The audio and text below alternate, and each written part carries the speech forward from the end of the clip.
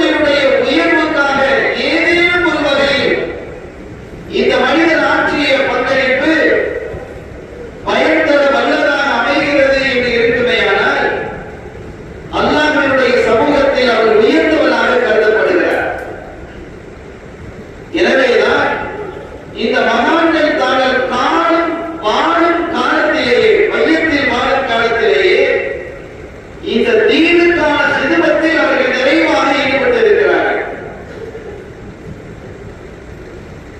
இவர்களை உள்ள அறிவு என்று சொல்லலாம், அறிவுடையவர்கள், இல்மு உடையவர்கள், ஞானம் உடையவர்கள் என்று சொல்லலாம். குர்ஆன் அப்படித்தான் சொல்லுகிறது. இந்த பெருமக்கள் ஒரு கட்டத்தில் ஒரு வசனத்தில் அல்லாஹ் சொல்வதை பாருங்கள். ஷஹீதல்லாஹு அன்னஹு லா இலாஹ இல்லா ஹுவ வல் மலாயிகத்து வ உலுல் இல்ம். வணக்கத்திற்குரியவன் அல்லாஹ் மட்டுமே, அவனை தவிர யாரும் இல்லை, வேறு யாரும் கிடையாது என்ற இந்த தாரக மந்திரத்திற்கு சாட்சிகள் யார் தெரியுமா? அல்லாஹ் சாட்சிகளை வைக்கிறான். 3 சாட்சிகளை வைக்கிறான். இஸ்லாத்தினுடைய அடிப்படையே லா இலாஹ இல்லல்லாஹ் தானே. இஸ்லாம் என்று சொன்னால் ஸல்லல்லாஹு அலைஹி வஸல்லம் கொண்டு வந்த வார்த்தை சொல்லல, ஆதம் அலைஹிஸ்ஸலாமுடைய காலத்திலிருந்து இறைவன் என்பது ஒருவன் தான். இதான் அடிப்படை. அந்த செய்தியை இந்த உலகத்தில் சொல்லியவர்கள் யார் என்றால் நபிமார்கள், ரசூல்மார்கள் கொண்டு வந்தார். இப்படி இறைவன் ஒருவன் தான், வணக்கத்திற்குரியவன் அவன் மட்டுமே என்ற இந்த அடிப்படை தாரக மந்திரத்தை சாட்சியாளர்களாக சொல்லக்கூடியவர்கள், சாட்சியாளர்களாக அல்லாஹ் அமைப்பது யாருன்னா 3 பேர். ஷஹீத் அல்லாஹ், அதில் நான் என்று அல்லாஹ் சொல்றான், தன்னை குறிப்பிடுகிறான். அல்லாஹ்வே அல்லாஹ்வுக்கு சாட்சி சொல்றான். அடுத்தது யார் தெரியுமா? ஒரு மலாயிகா, மலக்குமார்களும் அந்த சாட்சியை சொல்லுகிறார்கள். ஒவ்வொரு அறிவு சார்ந்தவர்களும் இந்த சாட்சியை சொல்லுகிறார்கள். எனவே அறிவாளிகளை இல்முக்கு அல்லாஹ் தஆலா முக்கியத்துவம் கொடுக்கிறான் என்பதை விளங்கிக் கொண்ட இந்த பெருமக்கள் இல்மு விஷயத்திலே மிகப்பெரிய அளவிற்கு அவர்கள் தியாகம் செய்திருக்கிறார்கள். அவருடைய வாழ்க்கையில பாருங்க, இல்மு தொடர்பாகவே அவருடைய வாழ்க்கை அமைந்திருக்கும். இவர்களுடைய சித்தாலிம் ரஹ்மத்துல்லாஹ் அவர்களுடைய வாழ்க்கை, அவர்களை குறித்த செய்தி சமீபத்தினுடைய பாட்டனார் நம்பி அப்பா அவர்கள் மருதியாக தந்திருக்கிறார். இந்த கிதாபில் பதிவு செய்யப்பட்டது. அதில் அவர்களை குறித்து எழுதிட்டு வரும்போது பல செய்திகள், அவர்கள் எப்படிப்பட்டவர்கள், அவருடைய சிபான், அவருடைய பண்புகள் எத்தகையது, ஆமீன், சாலிஹ், ரஷீத், மஜீத் என்றெல்லாம் முர்ஷிது துலபா என்று நிறைய எழுதிட்டு வர்றார். இது ஒவ்வொரு விளக்கம் இருக்கு. ஆனால் நம்மை ஈர்த்த ஒன்று, எல்லாமே ஈர்ப்பதா, மிகுந்த ஈர்ப்புக்குரிய வார்த்தை என்ன என்றால் தபு ஷஹது குல்ல ஹாலின் பிஇல்மி. அவர்கள் எல்லா நிலைகளிலும் அறிவு சார்ந்தவர்களாக திகழ்ந்து அறிவுக்காக பாடுபட்டார்கள், இல்முக்காக பாடுபட்டார்கள். இது ரொம்ப முக்கியம். ஒரு அறிவார்ந்த சமுதாயத்தை நாம் உருவாக்கினால் அந்த சமூகம் கட்டமைப்பு மிக்கதாக, வல்லமை மிக்கதாக, வலிமை மிக்கதாக திகழும். அதுக்கு அடிப்படை அறிவு வேணும். அறிவில்லாத சமுதாயம் எப்படி இருக்கும்? ஒரு முன்னேற்றம் அடைந்த சமுதாயமாக பார்க்க முடியுமா? காட்டு விளையாடியே போயிடும். அறிவார்ந்த சமுதாயமாக உருவாக்க வேண்டும். இந்த தீனை குறித்து, தீனில் இஸ்லாம் இருக்கிறது, இதை குறித்து இமாம்கள் எழுதும் பொழுது தீனுல் இல்ம், அறிவு மார்க்கம் என்று எழுதுகிறார்கள். இதனுடைய வணக்க வழிபாடுகள், அதனுடைய போதனைகள், அதனுடைய கட்டளைகள், அதனுடைய ஏவல்கள், அதனுடைய விளக்கங்கள், நீங்கள் எதை எடுத்து பாருங்க, எல்லாம் அறிவு சார்ந்ததாக இருக்கும், ஆச்சரியமானதாக இருக்கும். அப்படிப்பட்ட சஹாபிகளை தான் ஸல்லல்லாஹு அலைஹி வஸல்லம் உருவாக்குறார். ரப்பல் ஆலமீன் அல்லாஹ் ஜல்ல ஷானஹு வ தஆலா ஆதம் அலைஹிஸ்ஸலாம் அவர்களை அனுப்பினார். கண்மணி ஸல்லல்லாஹு அலைஹி வஸல்லம் அவர்கள் வரை ஒரே அடிப்படை கொள்கை தான், லா இலாஹ இல்லல்லாஹ் என்ற கொள்கை, தாரக மந்திரத்தை நம் இறைவேந்தர் காத்தவர் ரசூல் முஹம்மது ரசூலுல்லாஹி ஸல்லல்லாஹு அலைஹி வஸல்லம் அவர்கள் வரை எல்லா நபிமார்களும் ரசூல்மார்களும் கொண்டு வந்து போதிச்சாங்க. அவர்களுடைய போதனைக்கு பிறகு அவர்களுடைய காலத்தை அடுத்த சஹாபிகள் அதை கொண்டு வந்து நிலைநிறுத்தினார். சஹாபிகளை எப்படி உருவாக்கி இருந்தார்கள் ஸல்லல்லாஹு அலைஹி வஸல்லம்? அவர்கள் எந்த அளவிற்கு கட்டமைப்போடு பரிசுத்தத்தோடு அவர்களை உருவாக்கினார்கள். ஸல்லல்லாஹு அலைஹி வஸல்லம் அவர்களுடைய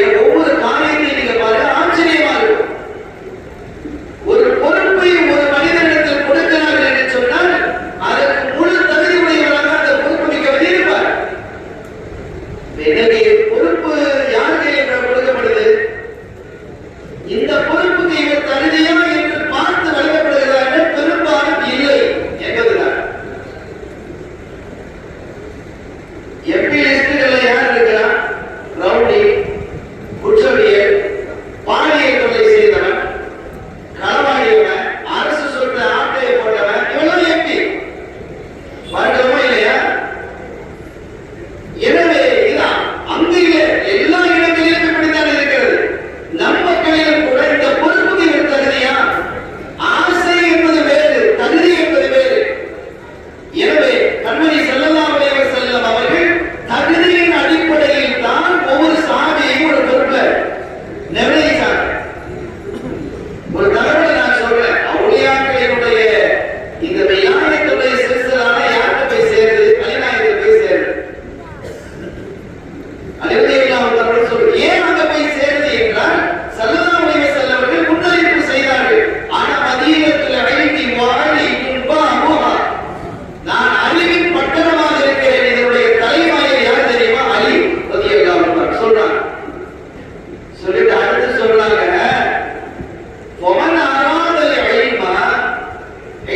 கல்வியை யாராவது நாடுவதாக இருந்தால், ஒரு ஊருக்கு போகிறோம், அந்த கல்வி பட்டணத்துக்குள்ள நான் நுழையிறதுதான் அந்த வாசல் வழியாக வரட்டும். அப்ப என்ன நீங்க அடைகிறதாக இருந்தால் அதற்கு செய்த அலிநாயகர் ரலியல்லாஹு தஆலா வழியாக வரணும்னு சொல்றாங்க. என்ன புரிந்து கொள்கிறோம் என்றால், ஞானம் என்ற அல்லாஹ்வை அறியக்கூடிய ஞானத்தை பெறுவதற்கு அலிநாயகர் வழியாக வரணும். அப்படி நீங்க வாங்குகிறார் வேறொரு வழியாக வரக்கூடாதுன்னு சொல்லல. ரெண்டு கடையில் வித்தியாசத்தை பார்க்கணும். ஆக இங்கே வந்தால் அது நிறைவாக இருக்கும் என்பது. எனவே ஒரு பொறுப்பை தரும் பொழுது அந்த பொறுப்புக்கு தகுதி மிக்கவராக அவர் இருக்க வேண்டும் என்பதை ஸல்லல்லாஹு அலைஹி வஸல்லம் காட்டினார்கள். யமனில் சில மக்கள் வந்தார். யமனில் இருந்து சில மனிதர்கள் வந்தார். வந்து ஸல்லல்லாஹு அலைஹி வஸல்லம் சந்தித்து ஈமான் கொண்டு யார சொல்லலாம், எங்களுக்கு வழிகாட்டுவதற்காக, எங்களுக்கு இடையிலே பிரச்சனைகள் ஏற்பட்டால் அதை தீர்த்து வைப்பதற்காக, எங்களுக்கு சந்தேகங்கள் ஏற்பட்டால் அதை நீக்குவதற்காக, குழப்பங்களை சுருள் செய்வதற்காக ஒரு சரியான தலைமையை எங்களுக்கு நீங்க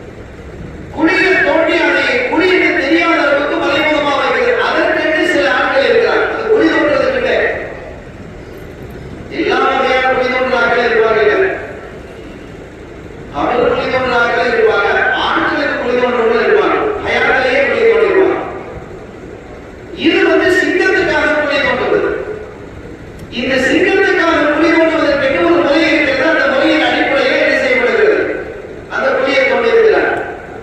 ஆனா அதுல வந்து மனிதர்கள் விளையாட அளவுக்கு பாதுகாப்பு செய்வார். இது என்ன நடந்துச்சு அப்படின்னா, ஒரு சிங்கம் அதுல விழுந்துச்சு, மாநில சிங்கம். ஏன்னா சிங்கம் வாழக்கூடிய பகுதி நல்ல முரட்டு சிங்கம் வந்து சிக்கிருக்கு.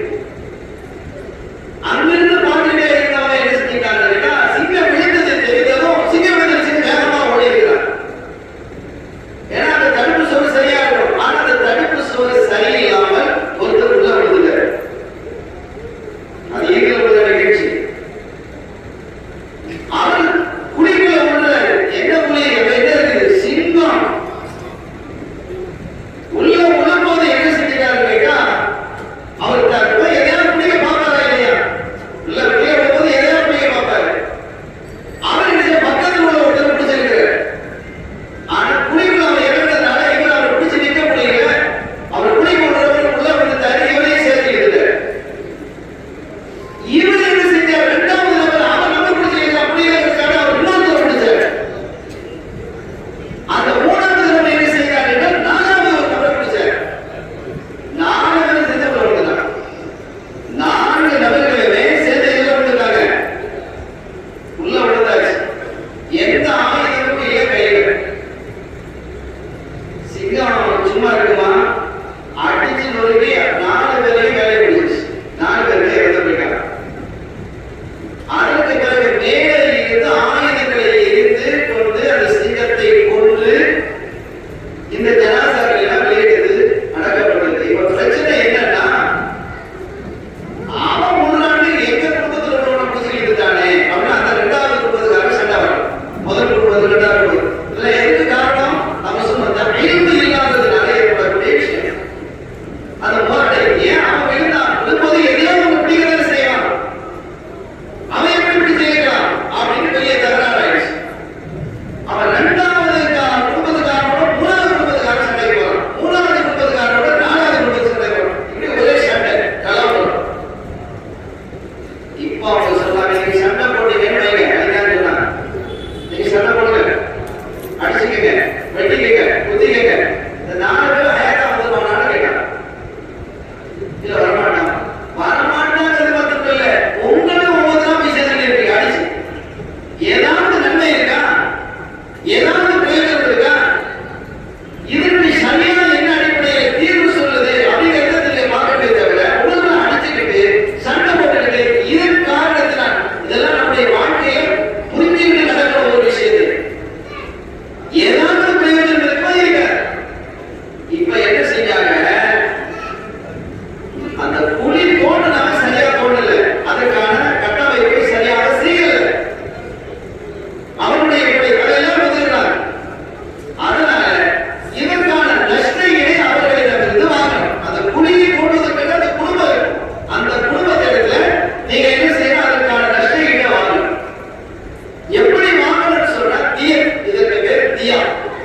நஷ்ட ஈடு கொடுக்கிறது தியர். தியர் என்றால் உயிர்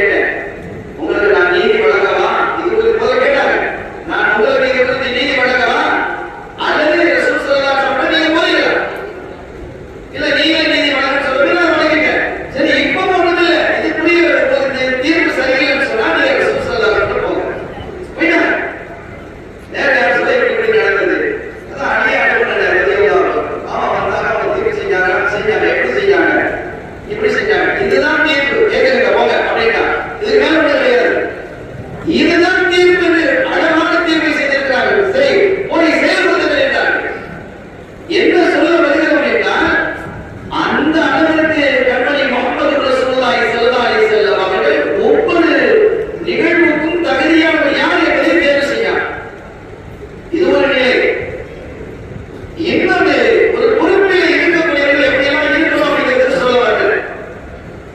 செய்யுள் ஆபிதீன் ரலியல்லாஹு தஆலா நம்முடைய நாயகத்துடைய திருப்பேர் ஹுசைன் ரலியல்லாஹு தஆலாவுடைய மகன். நம்ம எல்லாருக்கும் தெரியும் செய்யுள் நாயகம். அவங்க சொந்த பேரு செய்யுள் கிடையாது, அலிதான். அவங்க பேரு அலிதான். ஹுசைன் ரலியல்லாஹு தன்னுடைய பாப்பா பேர் அலிதான் வச்சாங்க. இந்திய காலத்துல வணக்க மாளிகைகளுடைய அழகு ரொம்ப அற்புதமான சிற்பத்தில் ஈடுபட்டாங்க. எந்த அளவுக்கு சொன்னா அவங்க பெரிய வசதி படைத்தவங்களா இருந்தாங்க. தான தர்மங்களை அள்ளி கொடுத்தாங்க. யாருக்கு எப்படி கொடுக்குறாங்கன்னு தெரியாது. அந்த மாதிரி நம்ம ஊர்ல அந்த மாதிரி ஆளுக்குன்னா நம்ம என்ன சொல்லுவாங்க, லெப்போபா நாயகத்தை சொல்லுவோம் இல்லையா? ஆனால் அதையெல்லாம் அவரோட பிள்ளைங்க தான், லெப்போபாவும் அவரோட பிள்ளைங்க தான் வந்தாங்க.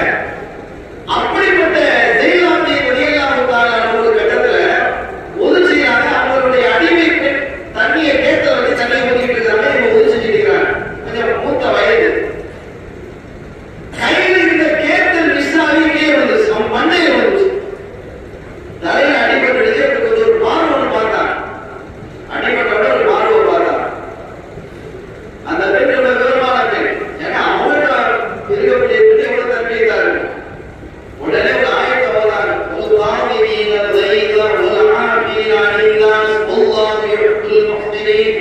ஆயத்தை ஓதுனாங்க. அந்த நல்லடியார்கள் எத்தகையவர்கள் தெரியுமா? தங்களுடைய கோபத்தை கசக்கி விழுங்கி விடுவார்கள், வெளியே காட்ட மாட்டாங்க.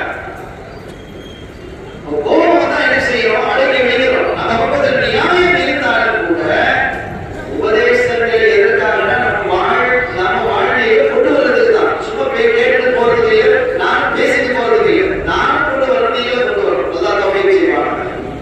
அருமையானவர்களே, என்ன செய்ய ஒரு காந்தி நீங்கள் வைத்தார் கோபத்தை கசக்கி விழுங்குவார்கள் என்று சொன்னதும் ஜெயலலிதா அப்படியே பண்ணி சொன்னாங்களா, கோபத்தை கசக்கிக்கமா, கசக்கி விழுங்கிக்க, உன் மேல கோபப்படல அப்படின்னாங்க. ஒரு ஆவியில் அணிந்தால் மக்கள் அறியாமலோ அறிந்தோ சில தவறுகள் செய்யும்போது அவர்களை மன்னிப்பார்கள். அப்போது அவனை மன்னிச்சு கேட்டார்.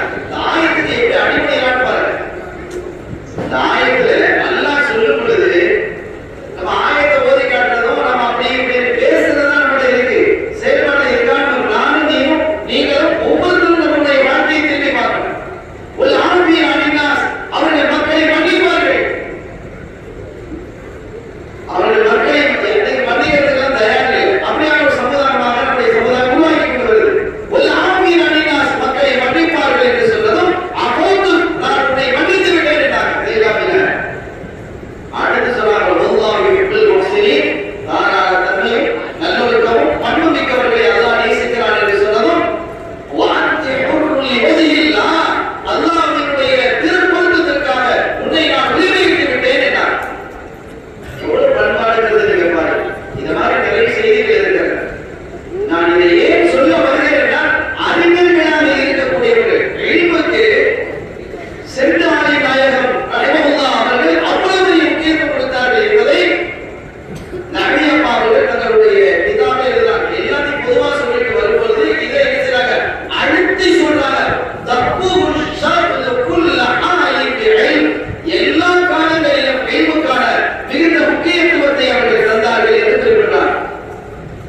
கணிதத்துடைய பெருமக்களே, இத்தகைய பெருமகனார் சாஹிபுல் கராமத்துடையவர்களாக வாழ்ந்துகிறார். அவங்களுடைய குடும்பத்தாரெல்லாம் சில அவங்களுக்கு காலத்தில் நடந்த சில கராமத்துகளை சொல்லி தந்திருக்கிறார். கராமத்து என்பது ஒரு ஆச்சரியமான விஷயம் தான், ஒரு சங்கையான விஷயம். ஆனால் அதையும் தாண்டியதாக சூஃபியாக்களும் நாதாக்களும் ஆரிஃபீன்கள் பார்ப்பது எது என்றால், இந்த தீனுக்காக ஹிதுமத் செய்வது. இந்த தீனுக்காக ஹிதுமத் செய்வதுதான். நபிமார்களிடத்துல ரெண்டு, ரசூல்மார்களிடத்துல ரெண்டும் இருந்தது. முஅஜிஸாத்தும் இருந்தது, தீனுடைய ஹிதுமத்தும் இருந்தது. அதே மாதிரி சஹாபிகளிடத்துல இருந்தது. இதே மாதிரி அவுலியாக்கள் இருந்த கராமத்தும் தீனுடைய ஹிதுமத்தும் இருந்தது. மார்க்கத்தினுடைய பங்களிப்பு இருந்தது, சேவைகள். அந்த மாதிரி சேவை செய்யக்கூடியவர்களாக திகழ்ந்தவர்களை அல்லாஹ் மிகவும் நேசிக்கிறார். அது ரொம்ப அல்லாஹ்வுக்கு பிடிக்கும். அது சம்பந்தமான செய்திகள் சொல்றதாக நிறைய ஒரு செய்தி சொல்றாங்க. இமாம் லாஸி ரஹ்மஹுல்லாஹ், நீங்க கேள்விப்பட்டிருக்கிறதா நினைக்கிறேன். இமாம் லாஸி, ஃபஹ்ருத்தீன் லாஸி ரொம்ப பெரிய அறிவார்ந்த ஒரு இமாம். அவங்க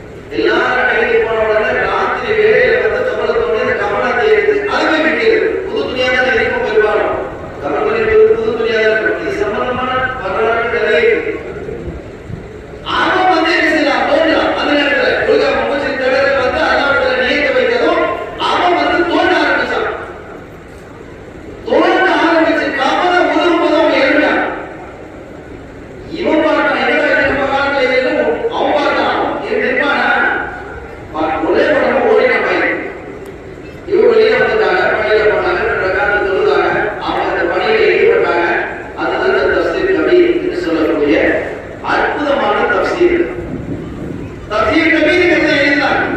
12 வால்யூம்.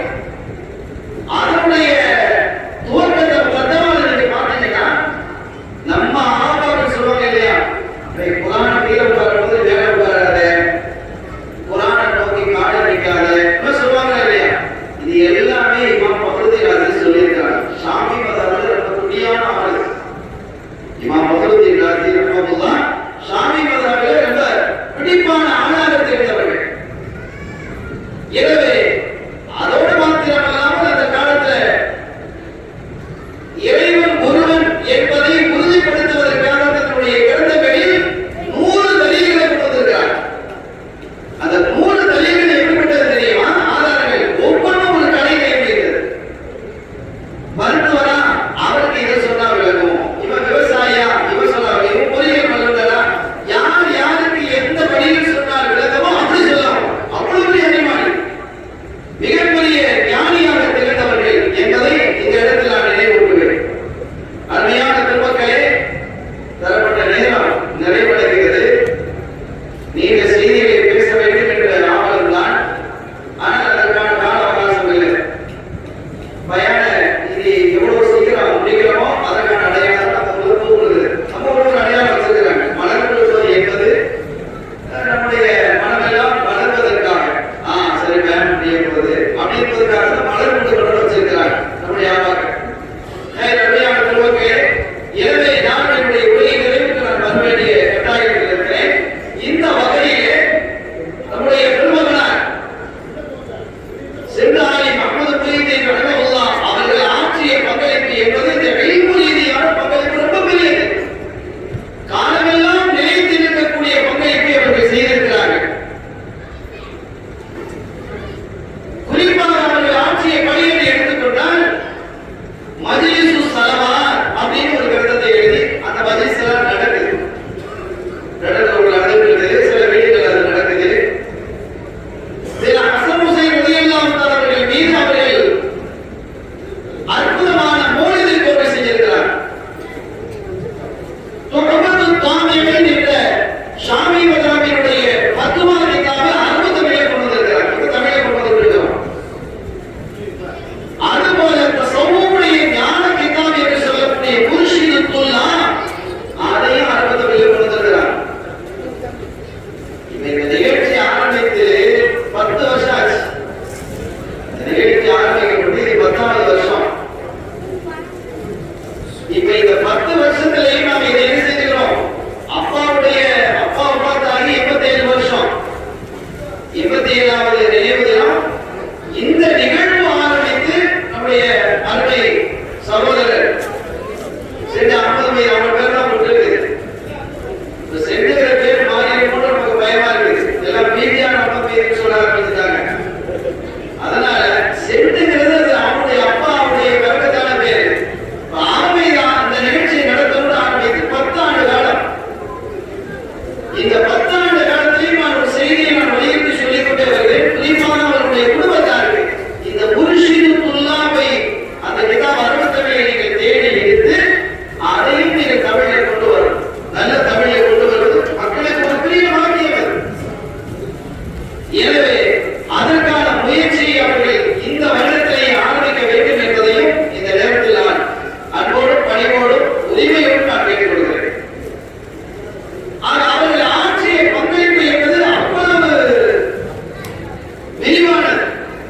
இப்ப இன்னைக்கு அவங்க அந்த துஹஃபத்து தாமியின் என்ற ஃபத்வல் மொழியினுடைய அரபி ஃபத்வா கிதாப், ஷாமி மதஹ்பினுடைய ஃபத்வா கிதாப், அவங்க அரபியில இருக்கிறதா அரபு தமிழ்ல தந்தாங்க. இப்ப நாம அந்த தமிழ் ஆக்கி இருக்கிறோம். இப்ப மாணவர்களுடைய சேவை என்னன்னா பல ஊர்களிலே குறிப்பாக இலங்கையில் பல மதரசாக்களில் பாடத்திட்டம் இருக்கு. பல மதரசாக்களிலே பாடத்திட்டத்தில் அதை என்ன செய்யுது இருக்குது. KSZ சார்பாக அதை என்ன செய்கிறார், வெளியிட்டார். எனவே இன்னைக்கு அதை அப்பா அவர்களுக்கு நன்மை போய் சேருது. அந்த பணியில யாரெல்லாம் ஈடுபட்டார்களோ அவர்களுக்கெல்லாம் நன்மை போய் சேர்ப்பா இல்லையா? இதுதான் மகத்தான பணி. இல்மு ரீதியான இந்த பணி இருக்கிறது. இந்த தீனே இல்மினுடைய தீனுல் இஸ்லாம், தீனுல் இல்ம் என்கிறார்கள் சூஃபிகள். எனவே இதை நாம் நாம் கவனத்திலே கொள்ள வேண்டும் என்பதை இந்த நேரத்தில் நான் உங்களுக்கு சொல்லிக் கொள்வேன். அப்பா அவர்களினுடைய அந்த சிறப்புகளை குறித்து அவர்கள் சொல்லிக் கொண்டே வருவது வாழையுக்கம் ரொம்ப அருமையா பேசுவாங்க. அப்பா அவர்கள் நல்ல ஒரு பேச்சாளராக அன்புகளை ஈர்க்கக்கூடிய நல்ல வாழையாக தெரிந்தார்கள். வாசியுள் அழகா இது ரொம்ப முக்கியம். உறவுகளை பேணக்கூடியவர்களாக இருந்தார். இன்னைக்கு சொத்து தகராறு வந்துட்டா மாமான் மேல மச்சான் மேல காக்கா மேல தம்பி அதெல்லாம் தேவையில்லை. அவன் மூன்று கூட வரமாட்டோம். நம்ம அழகா இருக்கு ஒரு வார்த்தை எங்ககிட்ட சில பேர் சொல்ற வார்த்தை நாங்க போதா போனா அவங்க வரக்கூடாது, அவங்க போதா போனா நாங்க போக மாட்டோம். நான் திரும்பி சொன்னேன் ரொம்ப அருமையானது இதுதான் சுத்தமா சொல்லுங்க. ரசூலுல்லாஹ் நாளைக்கு உனக்கு கியாமத்துல உன்னை பாராட்டுவான். உன்னை பாராட்டுவான். என்ன ஆச்சரியமாக இருக்கிறது. எப்படிப்பட்ட இதயம் சிதைந்து போனவர்களாக நாம் இருக்கிறோம். வாசியுள்ளவர்களா ஸல்லல்லாஹு அலைஹி வஸல்லம் திரும்ப எச்சரித்தது உறவுகளை நீங்கள் பேணுங்கள் என்பது. ஆக வாசியுள்ளவர்களாக இவர்கள் திகழ்ந்தார்கள். குடும்ப உறவை வலுப்படுத்தினார்கள். சென்றாய் நாயகம் ரஹ்மத்துல்லாஹ் குடும்ப உறவை அவர்கள் வலுப்படுத்தினார்கள். எந்த குடும்பமும் பிரிந்து செல்வதற்கு எந்த ஒரு காரியத்தை யாரும் செஞ்சிருக்கிறார். சில உறவுகளை நாம் மீட்டு எடுக்க வேண்டும் என்று நம்ம போராடுறோம். பிள்ளைகளுக்கு வீட்டு எடுத்து போராடணும் எப்படி இல்லை. ஆனால் அதற்கான புரிய சில ஆட்கள் அவங்க பேசினாலும் நாங்க பேச மாட்டோம், அவங்க வந்தாலும் நாங்க போக மாட்டோம். இப்ப இவங்க என்ன செய்ய முடியும்? ஒன்றும் செய்ய முடியாது. குற்றம் கிடையாது. அப்படி இருக்கிறார். ஆமீருன் நாசி ஜானியுன் நுகலா மக்களை நல்லதை கொண்டு ஏவக்கூடியவர்களாகவும் அல்லதை கொண்டு விளக்கக்கூடியவர்களாகவும் இருந்தார். இதெல்லாம் தீயது, இதெல்லாம் தப்பு, இப்படி செய்யாதப்பா அப்படிலாம் சொல்ல முடியாத ஒரு காலமா இருக்கும். நல்லதையாவது ஏற்கலாம், தீயதை விளக்கிறது கஷ்டமா இருக்கு. தீயதை விளக்க கஷ்டமா இருந்தா நம்ம ஏதாவது தீய காரியத்தை செய்யாதேன்னு சொன்னா வாட்ஸ்அப்ல நம்ம பத்தி ஏதாவது ஒரு ஒப்பந்தம் போடுவோம். இப்படி ஒரு அவநிலையான ஒரு காலத்தில் நாம் வாழ்கிறோம். இதிலே அல்லாஹ்வுடைய கட்டளையை ஏற்று நடப்பது என்பது ஒரு ஜிஹாத். அந்த ஜிஹாதை இந்த மகான் அவர்கள் மிக அற்புதமாக தன்னுடைய வாழ்நாள் காலத்தில் செஞ்சிருக்கிறார். அவருடைய வரலாற்று செய்திகள் சில விஷயங்கள் நாம் பார்க்கும்போது ரொம்ப ஆச்சரியமாக இருக்குது. ரொம்ப அற்புதமான செய்திகளை நான் கேள்விப்பட்டிருக்கிறேன். அவருடைய வரலாறு அவருடைய வாழ்க்கையும் ஒரு நூலாக வர வேண்டும் என்பதையும் இந்த கோரிக்கையை நான் முன்னாலே வச்சிருக்கிறேன். ஆக 10ஆம் ஆண்டு இது நிறைவு என்பதால் நிச்சயமாக இன்ஷா அல்லாஹ் இதெல்லாம் நடக்கும் அப்படிங்கிற ஒரு நம்பிக்கையோடு என்னுடைய உரைக்கு நான் நிறைவுக்கு நான் வருகிறேன். அருமையான திருமக்களே, லபீபுன் ரொம்ப பெரிய புத்திசாலி, நுணுக்கமான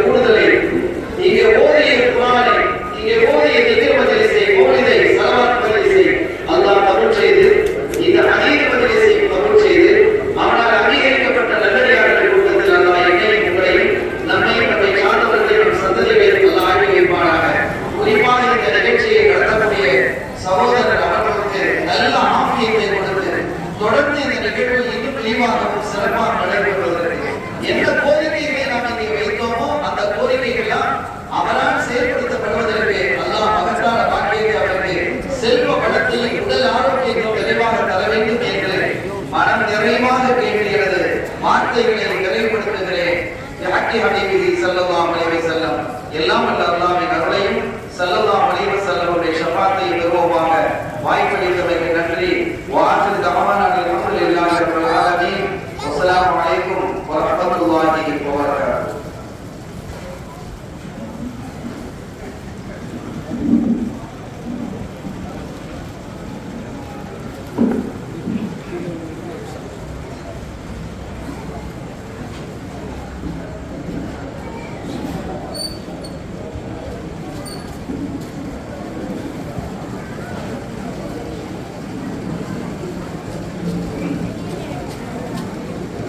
السلام عليكم ورحمة الله وبركاته. அதிகாரத்தில் சென்றிருந்தாலும் அல்லாஹ்வுக்கு செல்லுமான ஆகமாட்டாளர் நபிமொழியவர் இப்போது முஸ்லிம்கள் மகாணவருடைய கூட்டம் பிஎம்ஏ முக்கியத்தின் அப்துல்லாஹர்கள் இப்போது நன்றியுரையாற்றுவார்கள். அதற்கு மகாணவருடைய பேரர் மௌலானா மௌலவி அல்ஹாஜ் கத்தீபு முகமது ஆலி மகனவி அவர்கள் துஆவோடு விழா நிறைவேறுகிறோம். அஸ்ஸலாமு அலைக்கும்.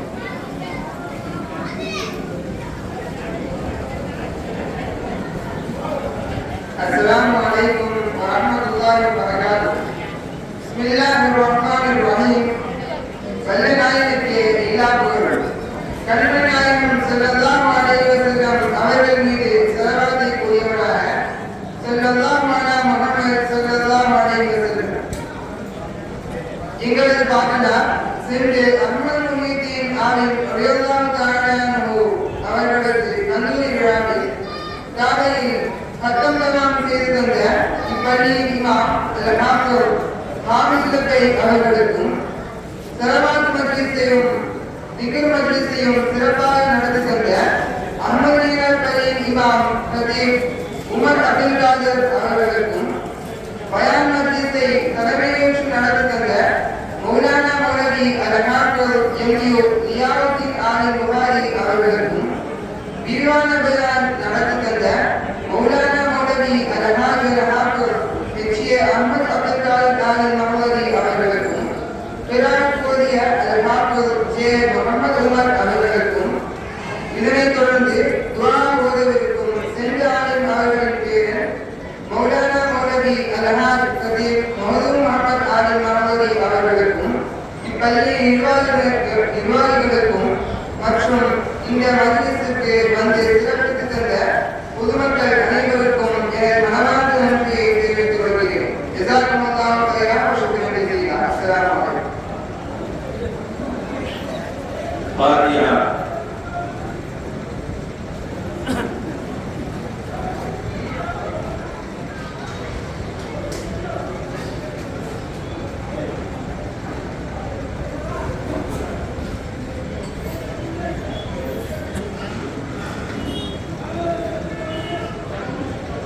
آمين يا رب العالمين.